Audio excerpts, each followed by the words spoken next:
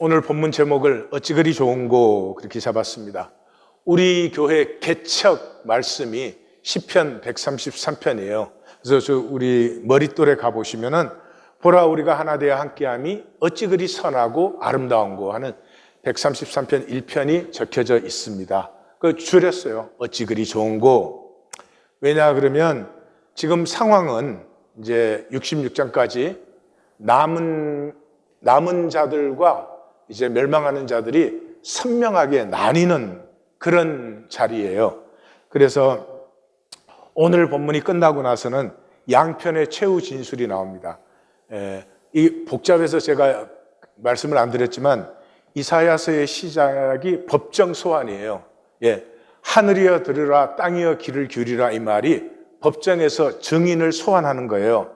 그리고 기소문이 뭐예요? 내가 자식을 양육하였는데 그들이 나를 거역했다. 내가 자식을 길렀는데 그 자식이 나를 거역하고 있어요. 소는 그 임자를 알고 나귀는 주인의 구유를 알건만은 이스라엘은 알지 못하고 내 백성은 깨닫지 못한다. 그래서 하나님이 기소하신 거예요. 그래서 이 총 법정 결론이 나오는데 이제 양편의 최후 진술이 나온 다음에는 그다음에 완전한 나눔이 이루어지고 제사가 완성되는 것으로 이사야서는 끝납니다. 오늘 본문은 심판 앞에 세움받은 남은 자들이에요. 구원받은 남은 자들을 얘기하고 있습니다. 60장에서 말한 바와 같이 일어나라 빛을 발하라. 내 빛이 이르렀고 나의 영광이 너 위에 임하였다. 이게 남은 자들이에요. 그러니까 이건 놓치면 안 되겠죠. 생명은 빛이니까 생명을 사는 자는 빛을 발하는 것이고 하나님의 형상으로 창조되었으니 마땅히 하나님의 영광을 누려야 됩니다. 많든 적든 영광을 누려야 되는데 이 땅에 그걸 다 빼앗기고 살던 우리가 이 남은 자가 됨으로 말미암아 그것을 회복받는 것이니까 꼭 받아야 되겠죠. 8절에서 여호와께서 그 오른손 그 능력의 팔로 맹세하시되 하나님의 손 하나님의 팔은 하나님의 능력과 권세를 이사야서 내내 상징해 왔죠. 그러니까 이중으로 강조가 됐어요. 하나님의 능력이. 그 다음에 이중으로 맹세하십니다. Never again, never again. 다시는 이게 히브리어의 맹세 공식인데 여기도 이중 맹세가 됐죠. 다시는 내 곡식을 내 원수들이 양식 삼지 못하게 한다. 다시는 내가 수고한 포도주를 이방인이 마시지 못하게 한다. 그래서 성경의 맹세는 불이행할 때 생명으로 대신하는 것이에요. 그러니까 하나님이 자기 생명으로 언약한 그 언약의 맹세를 다시 강조하고 있습니다. 그래서 현장 의미로 보면은 그동안 예루살렘은 성벽도 없고 군대도 없고 오랫동안 빼앗기고 탈취당했죠. 그게 이제 메가비조스가 가나안과 애굽의 안정을 확보함으로 말미암아서 상황의 전환이 일어난 현장적인 의미도 있지만은 사실은 선지자는 이것을 통해서 하나님의 언약이 이루어지고 있다는 걸 이제 선포하시는 거예요. 그게 중요한 거예요. 그러니까 이 오늘의 본문 속에서는 하나님의 언약이 완성된다는 걸 보셔야 돼요. 하나님의 언약은 반드시 완성됩니다. 하나님의 언약은 간단하지 않아요? 순종하면 복을 받고 불순종하면 저주를 받는다는 것이죠. 그래서 오늘의 말씀 그냥 남은 자들에게 좋은 말씀, 하나님 좋은 말씀 해주는 게 아니라 언약을 확인시키는 거죠. 그래서 신명기 28장에 보니까 내가 집을 건축하였으나 거기에 거주하지 못할 것이요 포도원을 심었으나 그 열매를 따먹지 못할 것이요 소를 잡았으나 먹지 못하고 나귀를 빼앗겼으나 도로 찾지 못하고 내 양을 빼앗겼으나 너를 도와줄 자가 없다. 은하 인생이 은하 인생. 이게 우리예요. 이 세상의 인생이 은하 인생이에요. 나름대로 열심히 살았으나 최선을 다했으나 남들만큼은 애썼으나 결국은 허무하게 끝나는 누림이 없는 이 세상의 삶을 얘기하는 것이에요. 그래서 내 토지 소산과 내 수고로 얻은 것을 내가 알지 못하는 민족이 먹겠고 너는 항상 압제와 학대를 받을 것이라. 레위기에서도 똑같이 강조하죠. 너희가 파종한 것은 헛되리니 너희의 대적이 그것을 먹을 것임이라. 이건 무슨 옛날 얘기하고 있는 것이 아닙니다. 지금 우리의 삶이에요. 그 세상 속에 아무것도 누리지 못하는 삶을 무시하게 열심히 삽니다. 우버를 예로 들어보십시다. 우버에서 누가 돈을 법니까? 우버 컴퍼니가 돈을 벌죠. 저는 그 우버 운전하시는 분들 이렇게 가끔 이용하지만 너무 안타까워요. 그 자기 일 되게 따로 있고 우버를 하는데 그 몇 푼을 번다고 나와서 그 자기 차 써서 그렇게 애를 쓰는데 돈은 우버 회사가 다 벌죠.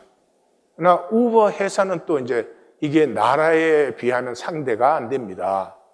이 미국이라는 국가에 사는 우리는 세금을 우리 수입의 50% 이상 냅니다.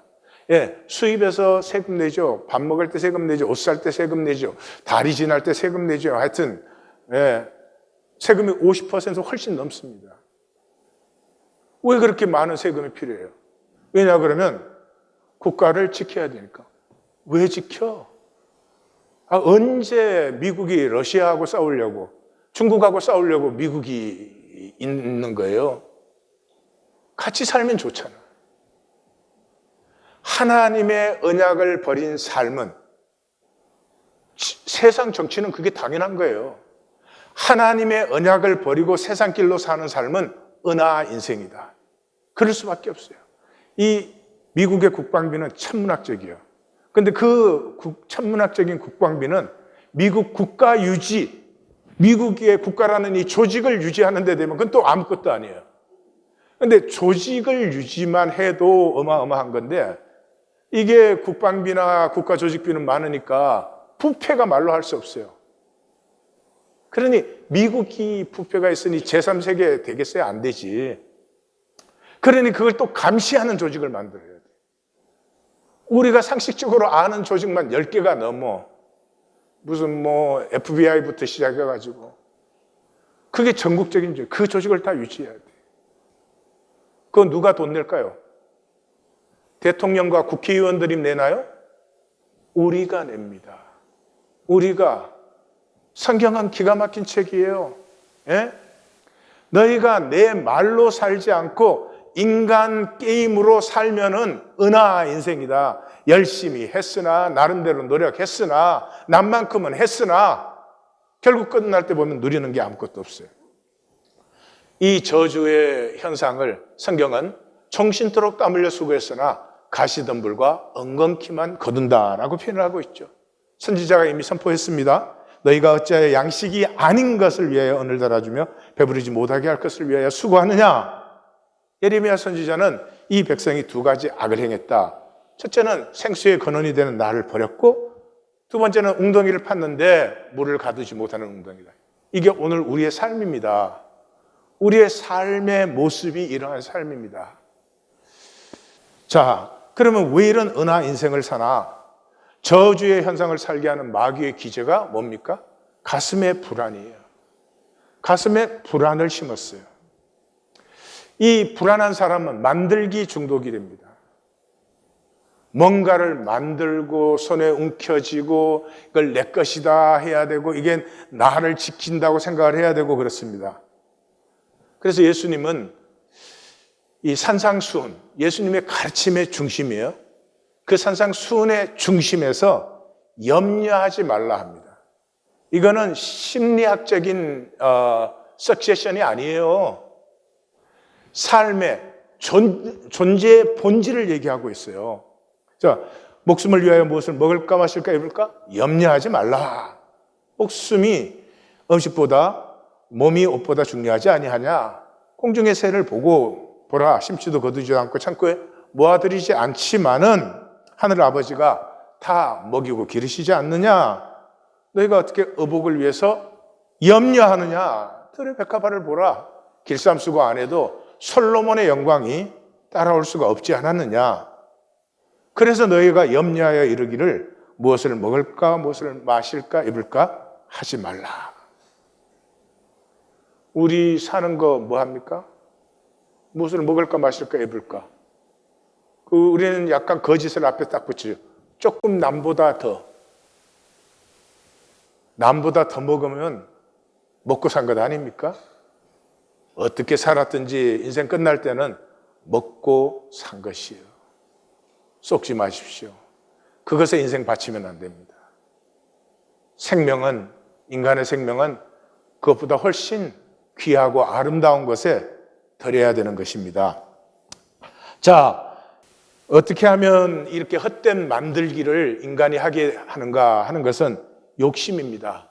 욕심은 마귀의 본성이에요. 욕심은 하나님의 본성에 없어요. 인간 본성에 없어요. 하나님의 형상인 인간 본성이 없어요. 마귀가 세상을 통해서 우리에게 심은 우리의 본성이 아니에요. 그래서 욕심은 은혜의 반대예요. 욕심으로 종교생활을 하는 사람은 은혜를 절대 받지 못합니다. 받을 수가 없습니다. 은혜는 구원입니다. 욕심의 종교생활은 구원을 받을 수 없습니다. 서로가 상반되는 것이거든요. 그래서 이 마귀가 우리에게 욕심을 심으면 우리가 뭐 그냥 욕심의 종로로 타는 것이 아니에요. 이걸 구체화시켜야 됩니다. 그 구체화시킨 게 뭐예요? 중산층이 중산층. 참 말도 안 되는 얘기지만은 일생을 중산층처럼 보이는데 우리의 일생을 갖다 바칩니다. 차 하나를 사도, 집을 하나 사도, 애 학교를 보내도 중산층으로 보이기 위해서 모든 걸 다 갖다 바치. 그 중산층 만드는 게 뭐예요? 돈이에요? 그래서 돈을 숭배합니다. 욕심의 불행은 쉼이 없는 것이에요. 욕심은 쉬어지지 않아요. 그동안 욕심 부렸으니까 오늘 하루는 쉬자. 그렇게 되지 않습니다. 멈춤이 없는 것이에요. 그래서 다니엘서 맨 마지막에 보면은 마지막 때가 되면은 삶과 지식의 속도가 점점점 빨라진다. 오늘이 그런 시대이죠.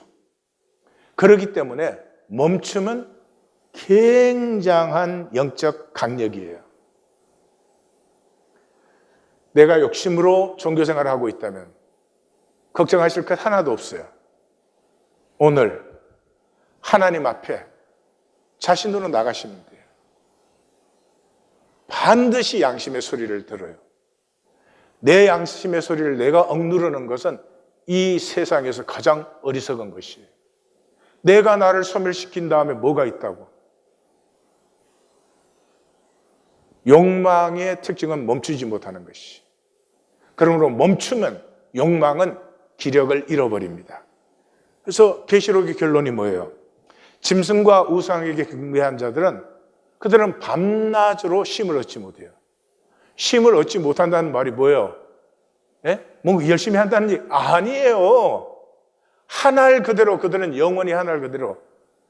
생명은 누림에서 피어나고 자라나는 것인데 자기가 만들기에 쉼이 없으니 평생을 살았으나 평생을 애썼으나 결국은 모든 것이 허무해요.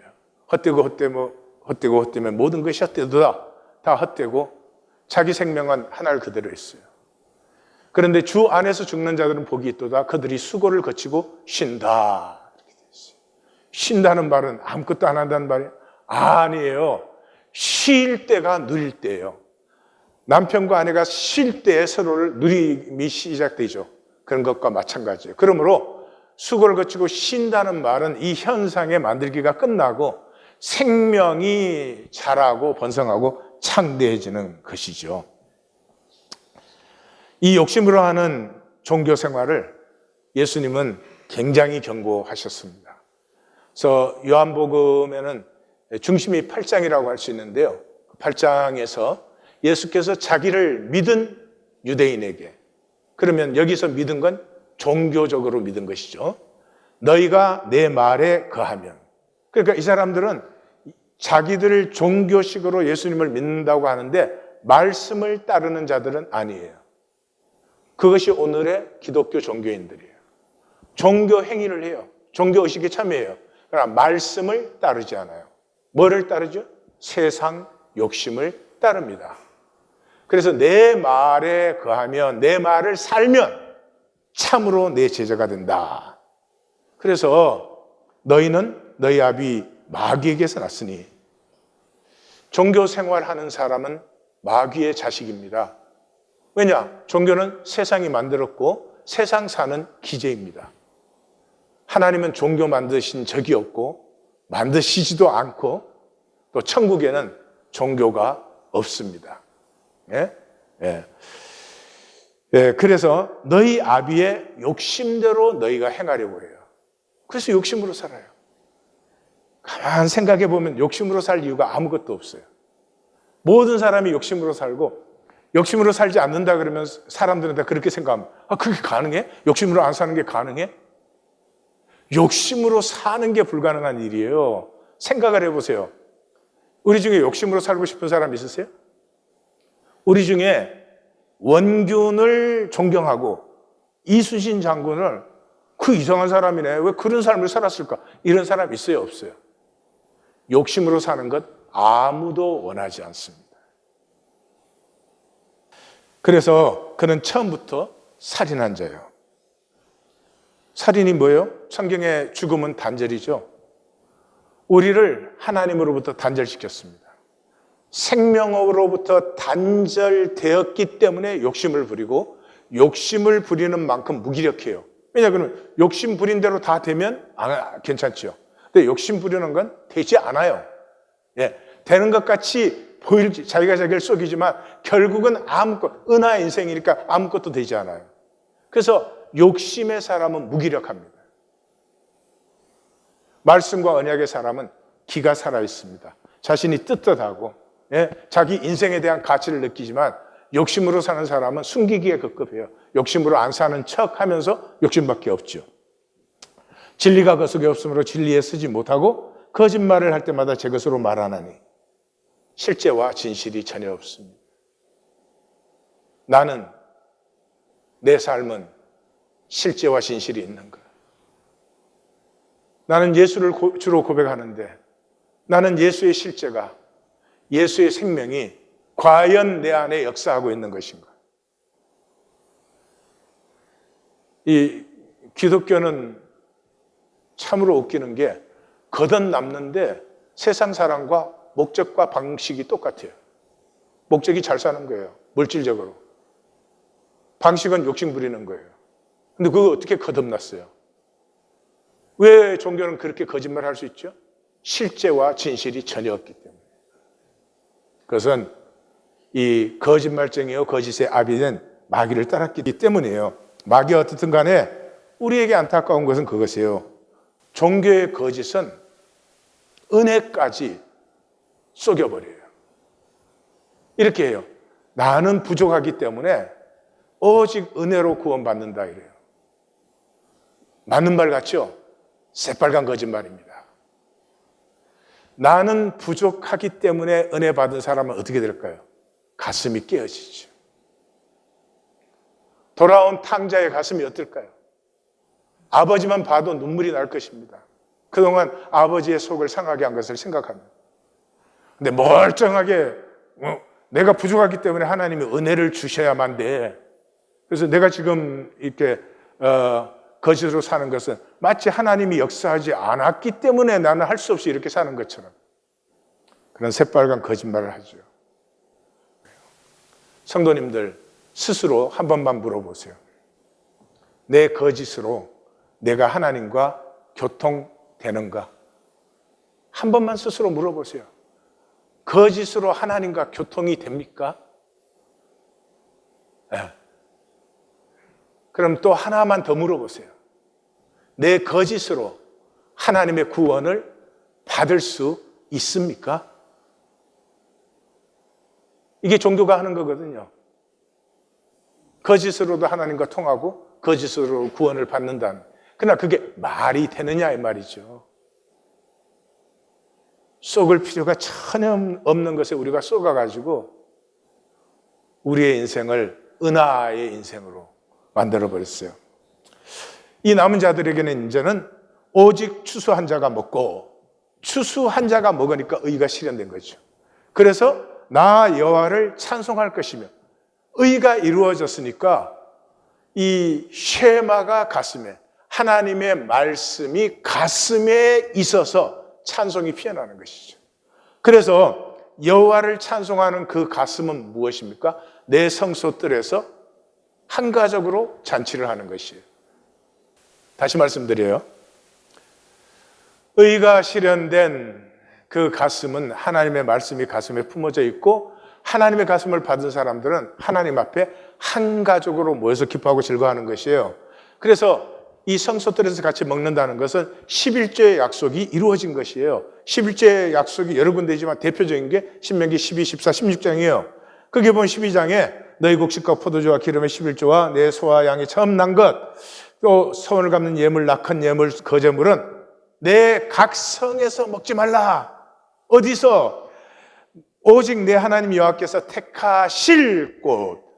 14장 16은 택하신 곳. 그러니까 하나님의 그 성전에 모여서 여호와 앞에서 내 자녀, 노비, 성중에 거하는 외인과 함께 그것을 먹고 내 손으로 수고한 모든 일로 말미암아 내 하나님 여호와 앞에서 즐거워하라. 그러니까 11조는 잔치하는 거예요.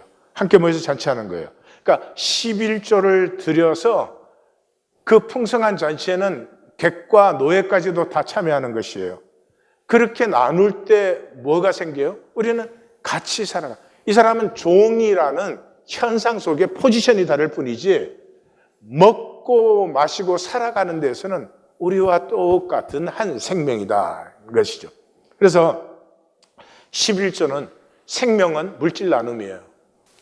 근데 이 물질을 지금 우리 사회는 돈으로 환산시킨 것이죠. 그러니까 생명의 관계는 반드시 돈을 나눕니다. 돈이 나누어지지 않는데 생명 관계라고 말하시는 건 어쩔 수 없지만 거짓말이죠. 모든 거짓은 돈에서 시작됩니다. 돈이 없으면 거짓의 대부분은 없어질 거예요. 그러므로 돈에서의 진실이 회복돼야 됩니다. 구원을 받으시기 원하십니까? 이 은하 인생을 벗어버리고 하나님의 은혜를 누리는 삶이 되기를 원하십니까? 돈의 진실이 회복되기 시작하셔야 됩니다. 각자 알아서 할 일이죠. 제가 어떻게 할 수는 없습니다. 종교와 신앙을 다시 한번 정리해 보십시다. 종교는 사람이 만든 것이죠. 그러므로 종교는 이렇게 모이면 뭐를 해요? 신을 불러내야 됩니다. 그래서 성직자가 필요하고 이 신을 잘 불러내는 성직자를 능력의 종이다 그래요. 근데 종교 생활하는 이유가 뭐예요? 욕심 때문에 내가 잘 살겠다는 거지. 벌써 이게 잘못된 거잖아요. 예? 참된 신앙이랑 같이 잘 살아야 그게 좋은 일 아니겠어요? 그 욕심은 이 마귀가 우리를 속여서 하나님께서 산절시킨 이 불안 염려에서 온 것이다. 신앙은 하나님으로 피어나는 것이에요. 하나님으로 피어나는 것은 어디서 와요? 깨어짐에서 와요. 욕심과 거짓으로 단단해진 우리의 가슴의 껍질이 깨어질 때 하나님으로 피어나는 것이고 그때로부터 임재를 누리는 것이지 무슨 한 신을 불러냅니까? 그 깨어짐은 어디에서 옵니까? 말씀을 만날 때죠. 말씀을 만날 때죠. 그래서 오늘 여기서 선지자가 하는 말은 굉장히 중요한 말씀을 하고 있는 거예요. 종교는 불러내요. 어마어마한 솔로몬 성전 만들어 놓고 불러내는데 우리는 함께, 우리와 함께 하시는 하나님 안에서 즐거운 하나됨을 누린다. 이 어찌 그리 선하고 아름다운 것을 누리는 것이다 하는 것이에요. 그래서 11조를 once for all 다시 정리합니다. 11조는 국가 유지하기 위한 것 아닙니다. 종교 유지하기 위한 것 아닙니다. 조직 유지하기 위한 것 아닙니다. 성경에는 그런 것 없습니다. 성경에는 각자의 기업이 허락되어 있고 각자의 기업으로 각자가 살 뿐이고 만약에 위험을 처한다면 그때 함께 모여서 같이 위험을 싸우는 것이지 국가라는 제도, 군대 만들어 놓고 그런 것이 전혀 아닙니다. 그러면 11조는 왜 내라고 하나? 기독교에는 11조 모아가지고 건물 큰 거 짓고 공동묘지 사고 온갖 부정부패가 일어나고 11조는 단 하나의 목적입니다. 잔치하는 것입니다. 잔치하는 것입니다. 11조를 드린 이유는 전 백성이 노예, 객, 과부, 고아까지 다 모여서 그냥 정말 멋진 잔치를 벌리는 것이죠. 멋진 잔치에서는 구분이 없죠. 구분이 없죠. 다 하나죠. 함께 살아간다고 하는 의식이 충분합니다. 이 현상 세계에서는 그 정도면 충분합니다. 그 사람들은 육체를 벗는 날 그냥 허물없이 하나된 생명으로 같이 피어날 것입니다. 10절 성문으로 나아가라. 지금 선지자가 무슨 말을 했는지 받으신 거죠, 그죠? 네, 제가 설명은 좀 부족한데 지금 이 남은 자들의 역사에서 이루어진 건 언약의 역사다. 그 하나님의 언약은 순종하면 복이고 불순종하면 저주를 받는다. 그런데 그 순종과 불순종의 복과 저주가 지금 이루어진 것이다 하는 것을 선지자는 얘기하고 있는 것이에요. 자, 성문으로 나아가라 백성이 올 길을 닦으라 큰 길을 수축하고 수축하라 도를 지어라 만민을 위하여 기치를. 제가 방점을 빵빵빵빵 찍어놨죠. 이게 남은 자들이에요. 이 남은 자들이 함께 즐거워하면서 하나 되어 완전한 하나를 이룬 것은 아니지만 서로 가슴이 통하고 어려우면 함께 해주고 하는 그 삶을 보면서 만민이 우리 저렇게 살면 되는데 왜 이렇게 어렵고 악착같이 사는 거야? 아니 그 중산층이 그게 뭔데 세상에 그거 척하려고 내 인생과 내 자식까지 다 갖다 버리나? 그렇게 깨닫고 남은 자들에게로 나아올 수밖에 없는 일이 일어난다 하는 거예요. 11절 12절은 여호와께서 땅끝까지 선포하여 너희는 딸 시온에게 이르라. 보라 내 구원이 이르렀다. 보라 내 상급이 그에게 있고 보응이 그 앞에. 상급과 보응은 심판이죠. 심판하면 구원받는 자가 있고 멸망당하는 자가 있고 상급과 보응이 같이 있는 것이죠. 사람들이 너를 일컬어 거룩한 백성이라 여호와께서 구속한 자라 하겠고 또 너희를 일컬어 찾음받은 자라 버림받지 아니한 성읍이라 하리라. 이 얼마나 좋은 거. 사람들이 우리를 보니까 야 하나님 안에서 사는 건 저런 것이구나. 종교행이 뻔질나게 하고 돌아다니는 게 아니고 막 종교적인 모습으로 떡칠을 해가지고 다니는 게 아니고 마음이 어린아이 같이 순수해지고 그래서 서로 함께 아파하고 함께 기뻐하고 함께 즐거워하면서 뭐 돕는다고 문제를 해결해 주는 거 아니잖아요. 육체에 있는 동안은 문제 사는 것이니까. 그러나 문제가 있을 때 같이 해주는 마음이 있다는 것은 얼마나 든든한지요. 그것이 이 땅에서 남은 자들이 이 땅에 증가하는 모습이고 그것을 보시면서 하나님은 나의 거룩한 백성이요 내가 구속한 자들이다 내가 찾은 자들을 보라라고 자랑하신다 이 말이에요. 예? 이 얼마나 좋은 거. 다시 말씀드립니다. 구원받았다면 의를 삽니다. 선을 즐깁니다. 헷세대의 인격을 가꿉니다. 구원받으셨다면 가치를 살고 싶습니다. 허무한 욕심만 부리다가 가야지. 절대로 그렇죠. 욕심 부리고 싶은 습관은 있겠지만 브레이크가 자꾸 걸려요. 그리고 주님을 사랑하기 때문에 주님의 인격, steadfast love, 신실한 그 주님을 닮고 싶으십니다. 한마디로 말하면 구원은 초점성이 회복됩니다. 이제 살고 싶은 초점이 있습니다.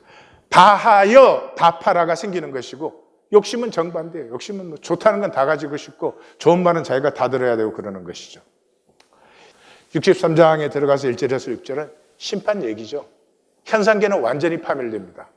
현상계는 지나가는 일시적인 것인데 완전히 파멸 안 됐으면 심판이 아니죠. 그리고 하나 된 영광의 나라가 임합니다. 하나 되었으니까 거짓이 없죠. 거짓이 있으면 하나가 아니죠. 그래서 이제 완전한 하나됨이 나타나기 때문에 거짓이 소멸되고 생명이 통하는 것이죠. 그래서 1절에서 6절까지는 하나님께서 심판주로 임하시는 모습이에요. 그래서 누구냐 하는 건 레토릭이에요. 이제 하나님이 이렇게 온다, 그건 너무 이게 표현이 메마르잖아요. 그러니까 선지자가 누구냐 에돔에서 오시는 이, 붉은 옷을 입고 보스라에서 오시는 이. 그러니까 에돔과 보스라는 항상 구약의 하나님은 신의 산의 하나님이에요. 그래서 하나님이 시내산에서 출발해서 예루살렘까지 오는 코스에 그 지나는 코스죠. 그래서 34장에서도 그래서 그렇게 나타나요. 그 다음에 이제 그거보다 더 중요한 영적 의미들이 있어요. 첫째는 에돔은 이 이스라엘과 형제간이잖아요. 야곱과 에서. 그런데 형제간인데 바벨론에 멸망당할 때 제일 앞장서서 예루살렘을 무너뜨리고 착취와 약탈 행위를 한 것. 그래서 오바다서에 잘 나와 있죠. 그러니까 이 단절의 화신들이 된 것이죠. 그 에돔은 단절의 화신을 말하는 거죠. 그 다음에 이제 그보다 더 중요한 것은 에서는 누구예요? 이 잠시 배고픈 욕심 때문에 유업을 버린 현상의 아무것도 아닌 욕심 때문에 영원한 유업을 버린 자의 대표잖아요. 그래서 항상 멸망이 나타날 때는 이 에돔 보스라가 그 상징적인 모습으로 나타나는 거예요. 누구냐? 그의 화려한 의복과 큰 능력으로 이건 위엄으로 걷는 모습이요. 왕복을 입는다든지 장군의 정장을 입고 그런 거죠. 그는 나 공의를 말하느니 구원의 능력을 가지니. 여기서 나 공의를 말하는 이는 뭐예요? 59장 12, 13절에서 이 남은 자들이 우리는 9번 고백하고 그 총결론이 뭐예요? 우리는 거짓을 마음에 잉태하여 낳는 자. 그냥 거짓이 줄줄줄줄 흐르는 것이 이 세상의 육체로 사는 삶이에요. 왜냐하면 세상 자체가 거짓으로 되어 있고 거짓되지 않으면 손해보고 희생하고 해야 되니까. 거기에 대칭해서 공의를 말하는 하나님을 대조시켜 주는 거예요. 그리고 구원의 능력을 가진 자. 어찌하여 내 의복이 붉으며 내 옷이 포도즙틀을 밟는 자와 같으냐. 이 말은 이제 그동안 탕자를 기다리는 것처럼 참으셨던 악을 이제는 응징하는 시간이잖아요. 하나님이 임하신다는 건 응징하는 거죠. 그러니까 천천히 흐르는 실로아의 물이었자면 심판의 그 시간에는 뭐예요? 모든 죄와 악과 거짓이 완전히 파멸돼야죠. 만약에 너무하다 그래서 1%씩 남겨준다. 그럼 심판이 아니죠. 하나님의 심판 때는 모든 죄와 악과 거짓이 완전히 파멸되는 것이에요. 그러니까 이것을 하나님의 엄청난 분노, 엄청난 진노로 표현하는 것이지 하나님이 화딱지를 내고 있다 그런 말이 아니에요. 예? 제가 보기에는 이 표현이 모질해요. 심판의 표현으로는 여기도 그렇고 요한계시록도 보시면 알겠지만 우리의 말로는 모자랍니다. 이 땅에 우리 모두는 거짓으로 살아도 끄떡없는 것처럼, 죄와 악을 행해도 괜찮은 것처럼, 그래도 나는 구원받을 것이고 나는 하나님 나라 갈 것이고, 그런 것이 먼지 한 톨도 남김없이 다 파멸되는 것이에요. 그래서 이 표현이 이렇게 굉장히 뭐라 그럴까요? 사실은 엄청난 것이에요. 그래서 이 심판의 그 중심을 표현하는 것이 3절에서 6절이에요. 그래서 3절과 5, 6절은 대칭이고 중간이 4절이죠. 4절이 중심인데 이는 내 원수 갚는 날이 내 마음에, 내 가슴에 있고 내 구속할 해가. 그러니까 원수 갚는 것, 이렇게 심판하는 것과 구원하는 것. 심판에는 이 양면이 항상 나타나죠. 그래서 하나님의 가슴은 구원이에요. 우리를 구원하시기를 원해요. 구원하시기를 원하시기 때문에 심판이 같이 있을 수밖에 없어요. 예. 그런 사람도 있어요. 모든 사람이 구원받는다. 그러면 이 우주의 의미와 가치는 다 없어지는 거예요. 어떻게 살아나 아무 상관이 없잖아요. 다 구원받으면. 예. 그러니까 그런 말을 하는 사람은 그거는 좀 영적으로 아주 악이 들어있는 사람이지. 절대 아닙니다. 절대로 아닙니다. 하나님의 가슴은 구원이고 구원은 하나님의 가치와 의미가 이 땅에 지금 보니까 하나님의 의미 가치 어디에 있어? 그런 거 사는 사람 있어? 이런 거 같죠? 그러나 이 땅에 우뚝 세워지는 날이 오는 것입니다. 그러므로 심판의 의식이 복이에요. 심판 의식이 분명한 사람은 거짓을 버리고 생명을 삽니다. 그런데 심판 의식이 불투명한 사람은 끝까지 욕심으로 삽니다. 욕심으로 살면서 자기를 거짓으로 정당화하는 것이죠. 심판 의식이 복입니다.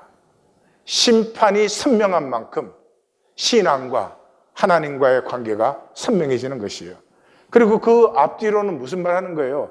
이 심판은 하나님이 홀로 하시는 거예요. 아무도 개입할 수가 없어요. 왜냐 그러면 100% 진실이니까요.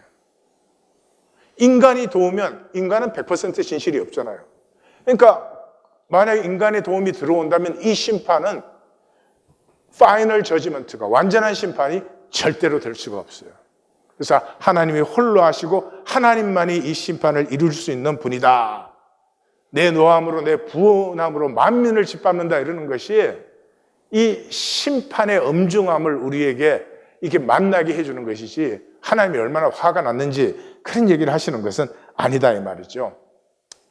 이 얘기는 현장에서는 메가비조스가 홀로 페르시아 본군을 격퇴하는 그리고 가나안과 애굽의 질서를 지켜주는 그런 모습도 여기 들어있지만은 이 선지자는 이 메가비조스의 그 모습을 통해서 홀로 심판하시고 섭리를 완성하시는 하나님 여호와를 증거하고 있어요. 왜냐 그러면 지금이라도 종교인들은 예루살렘의 그 종교주의자들은 말씀과 언약으로 돌아와라 하는 것이죠. 근데 종교는 받은 구원을 피해요. 끝까지 피해요. 네. 기독교는 이래요. 예수를 주로 고백한 사람은 구원받았다. 맞습니다. 그럼 분명합니다. 그게 뭐 어떻게 고백을 했든지 예수님을 주여 그랬으면 그 사람 구원받은 사람이에요. 그런데 그 구원이 진짜 구원이라면 어떻게 될까요? 구원을 가꿉니다. 이 우주 영원에서 가장 가치 있는 것이 구원이기 때문에 구원을 가꿉니다. 물론 완전하게 가꾸지는 못하지만 그 중심은 그 구원을 가꾸고 싶습니다. 그런데 만약에 그 예수를 주로 하는 고백이 가짜였다면, 중심에 진실이 없는 고백이었다면 그냥 구원받은 걸로 충분합니다. 더 이상 가꾸지 않습니다. 그리고 이렇게 속입니다. 한 번 구원받은 건 영원한 구원이야. 그건 새빨간 거짓말이에요. 그건 이런 말이에요. 애가 태어났는데 태어난 후에 젖도 안 먹고 밥도 안 먹고 자라지도 않는데도 걔는 살아있는 것이다. 이런 거나 마찬가지예요. 사도 바울이 분명히 얘기하잖아요. 사도 바울이 가장 사랑한 교회가 빌립보 교회 아니에요. 자기의 몸처럼 생각한 교회예요. 그래서 나의 사랑하는 자라 너희가 나 있을 때뿐 아니라 더욱 지금 나 없을 때에도 항상 복종하여. 복종이라는 단어를 왜 여기 썼는지 모르겠어요. 후파쿠오 쉐마예요. 쉐마예요. 말씀을 가슴에 품어서 두렵고 떨림으로 너희 구원을 이루라. 내가 구원 받았어요. 근데 그 받은 구원이 귀하다면 반드시 그 구원을 가꿉니다. 네. 물방울 다이아 반지를 받았어. 그런데 아침에도 보고 저녁에도 보고 그 다음날 또 보고 그건 진짜야. 근데 한 번 보고 다시는 안 봐. 그건 저 길거리 스트릿 밴드에게 산 거야. 여러분 구원을 가꾸고 계십니까? 구원이 얼마나 가치가 되십니까? 구원 받았다며요. 그 구원이 얼마나 가치가 되느냐 이 말이에요. 돈 몇 푼에도 구원의 진실을 지키지 못하는 그런 거짓을 계속 지키는 것은 어리석은 일입니다. 내가 무엇을 하고 있는지 보셔야 됩니다. 만나셔야 됩니다. 에디오피아 남자라는 작품을 하나 나누겠습니다. 이 페르디난트 폰 슈라크라고 하는 독일 작가인데 이 사람은 25년간 변호사한 분이에요. 그래서 이분의 소설은 전부가 법정 실화예요. 실화를 가지고 소설을 쓴 것인데 어떻게 살인자를 변호할 수 있을까 하는 책에 그 11개의 스토리를 이분 책은 전부 그런 스타일이에요. 다 재밌어요, 읽기는. 문학적으로는 전 잘 모르겠지만 하여튼 재미있는 책들이. 근데 그 책의 11번째, 11개 에피소드가 들어있는데 마지막 에피소드예요. 에티오피아 남자가. 자, 이 목사관 계단에 아이가 하나 버려졌습니다. 그래서 이 목사는 이 아이를 보육원에 보냈고 보육원에서는 아주 가난한 농부 집에 입양이 되었습니다. 그 농부는 웃을 줄도 모르고 말할 줄도 모르는 사람이에요. 어쩌다가 입을 열었다면 인생이 사탕칼길 줄 알아? 뭐 그거예요. 그래서 그냥 이 사람은 그냥 먹고 사는 게 얼마나 힘든데 막 그거예요. 지금 우리예요. 먹고 사는 게 얼마나 힘든데 뭐 인생을 그렇게 살아요. 그리고 이제 양모지만 엄마가 아이에게 조금이라도 친절하게 해주면 애를 싹부터 버리는구만. 이 생존 기계를 만들어야 되는 건 줄 알아요. 그렇게 자라납니다. 근데 그 농부 이름이 미하이카이기 때문에 프랑크 시버 미하이카라는 이름을 받았어요. 근데 이제 굉장히 얼굴이 길고 못생겼대요. 그 다음에 큰 귀에 빨강머리고 학교 가서는 맨날 꼴찌야. 근데 이제 독일어 가르치는 여선생님이 얘가 특별한 재주가 있다고 하는 걸 한번 인정을 해줬어요. 그래서 얘는 그게 너무 좋아가지고 풍차 하우스를 만들었어요. 그래서 입으로 불면 풍차가 돌아가는 하우스를 만들어서 선생님한테 선물로 줬는데 이 선생님이 시집 가면서 말도 안 하고 떠나버렸어요. 그래서 가봤더니 자기가 준 선물이 쓰레기통에 버려져 있는 거예요. 참 안타까운 삶이에요. 그래서 학교도 중퇴하고 이제 목수 수련을 받아가지고 근데 이 청소년기 때 벌써 키가 190cm를 넘어버렸어요. 그래서 군대를 제대하고 나서 함부르크에 있는 목공소에 취직을 했는데 성실하니까 골방 하나를 주고 거기서 살게 해주고 그랬는데도 도난 사건이 생기면서 얘가 오기 전에는 이런 게 없었는데 얘가 온 후에 이런 사건이 생겨서 얘가 뒤집어서 쫓겨나는데 나중에 이제 밝혀져요. 얘가 아니었다고 하는 건. 그리고 얘는 쫓겨나니까 그 창녀촌에 그 건물 뭐 관리도 해주고 창녀들 이게 잔심부름도 해주고 하는 그렇게 하면서 이제 먹고 살게 되는데 그 세계에 들어가면서부터 이 창녀와 폭력배와 포주의 이 삼각관계의 그 악과 그 삶의 잔인함과 이런 것이 얘 가슴에는 너무 받을 수가 없는 거예요. 이 사람들의 일상으로 사는 그 삶이 너무나 힘들고 아픈 거예요. 그래서 술을 마시기 시작하는데 뭐 밥은 먹고 살지만 돈을 제대로 못 받으니까 술값도 그 빌리는 거예요. 근데 그걸 또 사채로 빌려가지고 이 사채업자들이 얘를 린치를 가하고 거의 뭐 죽이고 그래요. 그래서 얘가 거기서 이제 도망가기 위해서 은행 강도를 해가지고 12,000마르크를 훔쳤대요. 그게 한 1만 불 되나 봐요. 그렇게 해서 아디스아바바행 비행기를 탔어요. 얘는 아디스아바바가 아시아인 줄 알았어. 근데 이제 이디오피아 수도예요. 거기에 들어가서 이제 6개월 비자를 받아가지고 거기서 사는데 그 아디스아바바 얼마나 가난하게 수없는 거지들, 바닥을 모르는 빈곤, 그냥 그 내전에 전부 다 불구자가 돼서 불구자 된 사람 다 동양에서 먹고 사는 거예요. 애들은 개처럼 유리하고 숨 쉬듯이 일어나는 범죄, 그 다음에 뭐 그냥 사방이 다 이게 창녀촌이랑 마찬가지예요. 여자는 그냥 한 끼 밥을 위해서 어디든지 몸을 팔고. 그래서 드디어 이제 이 사람이 인생 막장, 세계는 거대한 쓰레기통에 불과하다. 살 수 있는 의미도 없고 소망도 없다. 그래서 이제 결단 자살, 자기 인생을 다 이렇게 생각을 해가지고 끝내기로 하는 결단 자살을 하려고 이제 그 옆에 있는 지부티라는 작은 나라로 가요. 근데 이 불체자니까 중간에서 내려서 이제 걷는 거예요. 걷는 동안에 모기에 물려갖고 말라리아가 걸리는데 이 말라리아에 걸려서 이 말라리아들이 거기는 얼마나 독한지 사람이 완전히 의식불명이 됐다 깨어나면 또 의식을 잃고 몇 번을 그렇게 반복을 해요. 그런데 얘가 이제 쓰러졌는데 한 번은 깨보니까 깔끔하고 정결한 집이에요. 자기 옷은 싹 빨아서 의자 위에다 올려놨어요. 그래서 여자를 만났는데 아야나라고 하는 21살짜리 과부예요. 이 동네는 뭐 15, 16이면 벌써 다 아기 낳으니까. 그리고 아기를 낳으면 남편들은 다 가버려.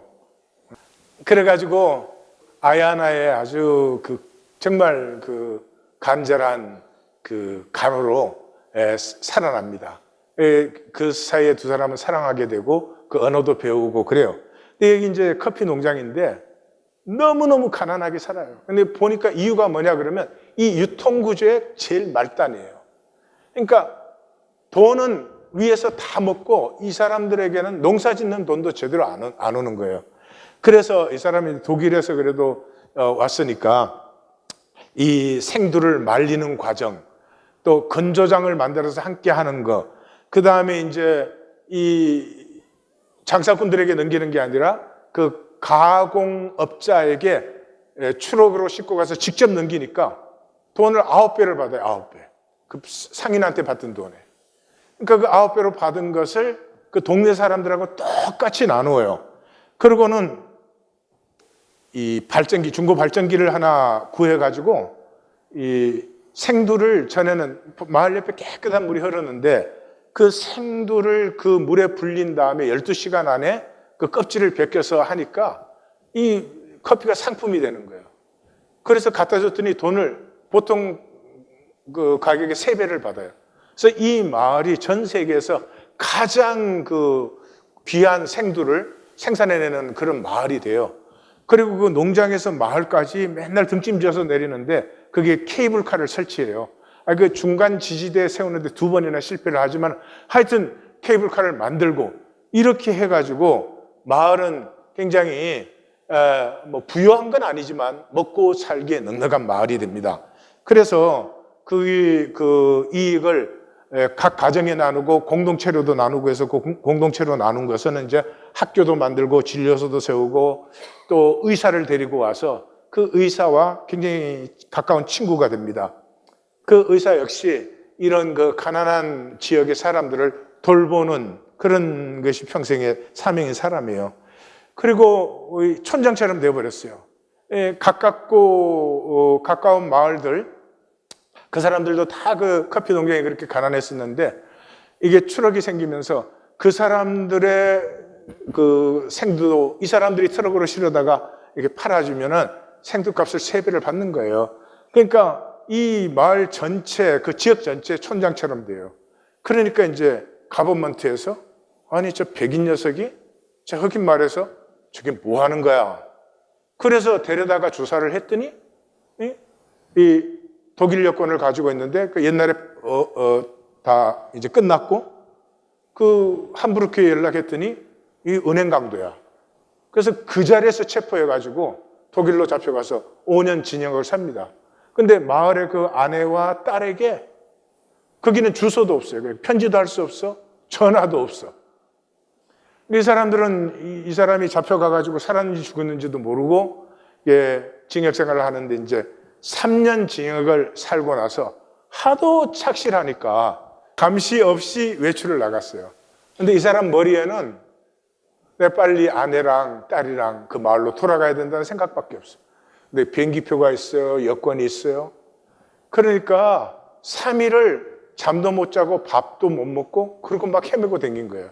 그래서 정신이 혼미해지니까 이 사람이 또 은행에 들어간 거예요. 은행에 들어가서 이렇게 장난감 총을 하나 구한 걸 이렇게 손에 들고는 미안합니다.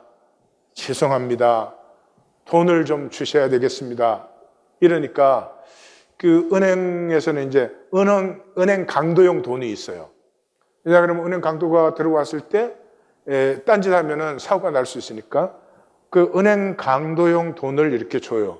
근데 그 돈을 딱 주는 순간에 경찰서로 바로 비상 그 연락이 들어가는 거예요. 그래서 얘는 그 돈을 받아가지고 또 미안합니다. 그리고 은행 앞에 풀밭에 나와가지고 멍청하게 앉아 있는데 경찰이 출동해서 그 잡죠. 잡아가지고 이제 변호사가 이 사람을 담당하는데 이 은행 강도 중범이잖아요. 그럼 굉장히 중요한 거죠. 근데 이 사람이 뭔가 달라요. 법적으로 보면 변명할 여지가 없어. 은행 강도를 다시 했지. 그 다음에 형기 집행도 안 끝난 상태지. 첫 번째는 그냥 국외로 도망갔지. 그렇게 하는데 자기 말을 하라고 하면은 자기 말을 못 해요. 그렇지 않아요? 자기 말을 뭐라고 표현을 하겠어요? 보통 이 사람들 같으면 제가 은행 강도를 할 수밖에 없었던 것은 뭐 이렇게 할 거 아니에요. 근데 진실을 말하는 사람은요, 그렇게 자기 말이 꾸며지지가 않는 거예요. 그래서 변호사가 이 정신과 의사를 만나게 해가지고 정신과 의사를 통해서 이 사람의 얘기를 다 드러내요. 그리고 재판장에서 정신과 의사가 이 사람의 얘기를 이제 대신해 주는 거예요. 검사는 어쨌든 이 사람은 범죄 질도 안 좋고 중범이기 때문에 9년 이제 구형을 했습니다. 오디오를 들어보십시오. 외무부에 잘 아는 여성 외교관이 한 분 있었다. 그녀는 지금 케냐에서 근무하고 있는데 내 연락을 받고 흔쾌히 도와주겠다고 했다. 여러 우여곡절을 겪은 끝에 그녀는 미할카의 친구, 그러니까 저 지방 도시의 의사를 찾아내는데 성공했다. 의사는 완벽한 영어를 구사했다. 난 의사에게 전화를 걸어 이곳 재판에서 진술을 해주었으면 좋겠다고 부탁했다. 오가는 여비는 내가 부담하겠다고 하자 의사는 껄껄 웃으며 괜한 염려는 하지 말라고 했다. 친구가 아직 살아있다는 소식을 들어 너무 기쁘고 행복하며 친구를 보기 위해서라면 지구 끝이라도 달려가겠다는 거였다. 그리고 지금 법정 문 밖에 그가 서 있다. 내가 들어오라고 하기만 기다리고 있다. 돌연 벼락이라도 맞은 것처럼 미할카는 번쩍 깨어났다. 법정 안으로 들어서는 의사를 보자 미할카는 자리에서 펄쩍 뛰어올라 그를 향해 뛰었다. 미할카의 눈에서 눈물이 폭포처럼 흘렀다. 경비원이 제지하려고 했지만 재판장이 손을 흔들어 말렸다. 그대로 두라고 했다. 두 남자는 법정 한복판에서 뜨겁게 끌어안았다. 키가 큰 미할카는 작은 체구의 의사를 번쩍 들어 그의 볼에 자신의 볼을 마구 비볐다. 그리고 그 큰 덩치가 엉엉 목 놓아 울기 시작했다. 의사는 캠코더를 가지고 왔다. 재판장은 경비원을 보내 프레젠테이션 기구를 가져오게 했다. 재판정에 급조된 스크린에서 우리는 마을을 보았다. 케이블카와 트럭과 커피 원두를 두 눈으로 확인했다. 아이들과 어른들이 카메라를 향해 활짝 웃으며 손짓을 했다. 아이들은 프랑크, 미할크의 이름 프랑크를 합창했다. 그리고 마침내 아야나와 티루가 화면에 나타났다. 미할카는 울다가 웃다가 다시 울었다. 그는 완전히 넋을 놓고 울었다. 미할카는 친구 의사 옆에 찰싹 붙어 앉아 그 무지막지한 손으로 의사의 손가락을 짓눌러가며 단 한순간도 놓지 않았다. 재판장과 배심원들도 울고 있었다. 이 2년을 선고받고 1년만 살고 1년 집행유예로 1년 후에 석방이 됩니다. 석방이 될 때 이 담당했던 판사와 배심원들이 돌아가는 비행기표를 사줍니다. 또 들어보십시오. 미할카는 형기의 절반을 채우고 집행유예로 풀려났다. 폰타네의 소설에 등장하는 슈테클린과 같은 분위기를 풍기는 형 집행심의위원회 부장판사는 나에게 전체 얘기를 다시 한번 듣고 싶어 했다.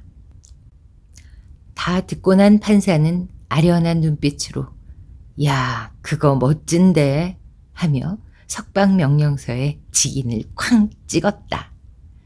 미할카는 다시 에티오피아로 돌아갔다. 그리고 에티오피아 국적을 취득했다. 그동안 티루는 남동생과 여동생을 한 명씩 얻었다. 미할카는 자주 나에게 전화를 걸어 안부를 묻는다.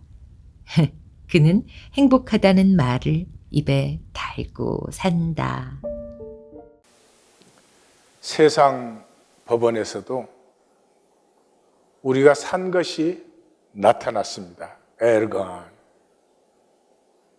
종교인들은 도대체 무슨 배짱과 무슨 거짓으로 사는지 내가 사는 것은 이렇게 살아도 나는 하나님의 구원을 받고 나 하나님 믿는 사람이야. 그렇게 말합니다. 말할 수 있습니다. 심판까지.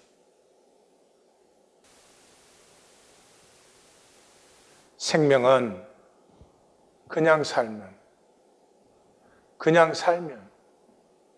서로 함께 아파하고 기뻐하고 나누게 돼 있어요. 무슨 거짓에 붙들려가지고 내 이익만 챙기고 나는 욕심 부려도 괜찮고, 예? 결코 나눌 수가 없고, 이런 삶을 이 시대 종교인들은 살고 있는 것일까요? 성도님들, 제가 여쭤봅니다. 욕심으로 대단히 잘 살고 계십니까? 그렇게 욕심 부려서 대단히 잘 사시고 행복하시고 가치와 보람을 느끼고 계십니까? 아니면 하나님의 가슴을, 하나님의 말씀을, 하나님의 약속을 받으십시오. 천지가 변해도 변하지 않는 것 있습니다. 순종하면 복이고 불순종하면 저주입니다. 거짓으로 속였다고 해결되는 문제가 아닌 것입니다. 이사야 66장이 끝나기 전에 우리 성도님들 모두 구원 받으시기를, 진실로 돌아오시기를 우리 주님의 이름으로 축복합니다. 기도하십시다. 말씀을